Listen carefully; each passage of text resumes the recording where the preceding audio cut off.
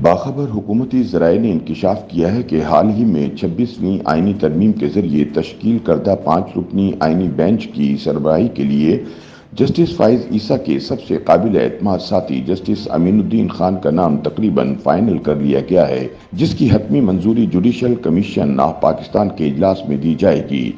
یاد رہے کہ نئے چیف جسٹس یحییٰ آفریدی نے عہدہ سنبھالتے ہی سپریم کورٹ کی 3 رکنی ججز کمیٹی میں سے جسٹس امین الدین کو نکال کر ان کی جگہ جسٹس منیب اختر کو شامل کر لیا ہے۔ اس ایکشن پر لوگ حیران تھے اور اس خدشے کا اظہار کر رہے تھے کہ جسٹس یحییٰ آفریدی بھی جسٹس منصور علی شاہ کے راستے پر چلنے والے ہیں۔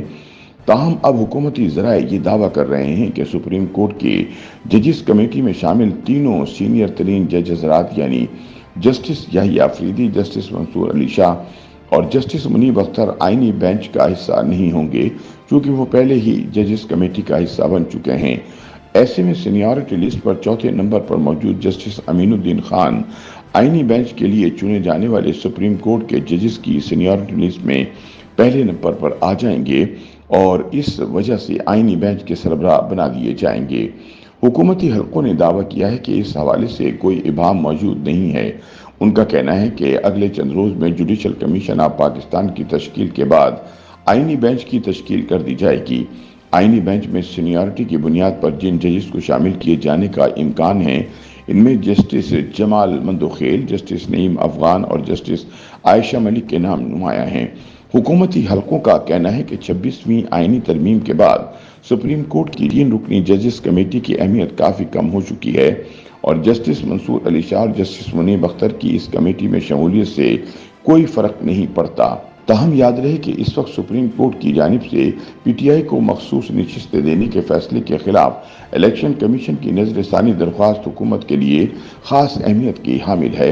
اس سے پہلے سپریم کورٹ کی پریکٹس اینڈ پروسیجر کمیٹی نے پی ٹی آئی کی مخصوص نشستوں سے متعلق نظر ثانی درخواست کو سماعت کے لیے لینے سے انکار کر دیا تھا۔ تب جسٹس منیب اختر کمیٹی کا حصہ تھے۔ بعد میں سابق چیف جسٹس قاضی فائز عیسیٰ نے جسٹس منیب کو کمیٹی سے ہٹا دیا تھا اور جسٹس امین الدین کو، جو سینیارٹی میں چوتھے نمبر پر تھے، کمیٹی میں شامل کر لیا تھا۔ بعض حلقے یہ سمجھتے ہیں کہ جسٹس عیسیٰ نے یہ اقدام کمیٹی میں اکثریت حاصل کرنے کے لیے اٹھایا اور ایک ہم خیال جج کو شامل کر کے مخالف نظریات رکھنے والے جج کو ہٹا دیا۔ اب نئے چیف جسٹس آفریدی نے ایک بار پھر جسٹس منیب کو سپریم کورٹ کی پریکٹس اینڈ پروسیجر کمیٹی میں شامل کر دیا ہے۔ یہ بات قابل ذکر ہے کہ جسٹس منیب اختر سپریم کورٹ کے 3 سینئر ترین ججوں میں سے ایک ہیں، جنہیں جسٹس منصور شاہ کی طرح عمراندار جج خیال کیا جاتا ہے۔ اس وقت ججز کمیٹی میں جسٹس منصور شاہ، جسٹس منیب اختر اور جسٹس یحییٰ آفریدی شامل ہیں۔ ایسے میں بحث جاری ہے کہ آیا جسٹس منیب کی بحالی محض سینیورٹی کی بنیاد پر ہوئی ہے یا چیف جسٹس یحییٰ آفریدی نے انہیں کمیٹی میں شامل کیا ہے تاکہ وہ جسٹس منصور شاہ یا اپنے ہم خیال ججز کے ساتھ مل کر مخصوص مقدمات کا فیصلہ کر سکیں اور جسٹس امین الدین سے پیدا ہونے والی ممکنہ رکاوٹ سے بچ سکیں، جنہیں موجودہ حکومت کے لیے نرم مزاج رکھنے والے جج کے طور پر دیکھا جاتا ہے۔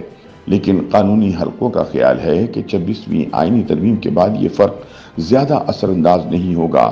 ججز کمیٹی کا کردار اب عمومی مقدمات تک محدود ہو گیا ہے اور اس کی جانب سے آئینی نوعیت کے کیسوں کو نہیں سنا جا سکتا، جیسا کہ 26ویں آئینی ترمیم میں فراہم کیا گیا۔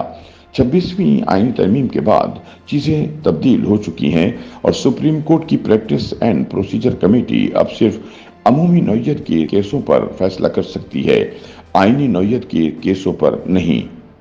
یوٹیوب پر گوگلی نیوز دیکھنے کے لیے youtube.com کی سرچ بار میں googly news T V type کریں۔ گوگلی نیوز کے پیج پر سرخ رنگ کے سبسکرپشن والے بٹن پر کلک کرنا نہ بھولیے۔ یوٹیوب پیج پر اپلوڈ ہونے والی ویڈیوز سے باخبر رہنے کے لیے بیل آئیکن پر کلک کیجیے۔ آپ کو ہر نئی ویڈیو کے بارے میں نوٹیفیکیشن موصول ہو جائے گا۔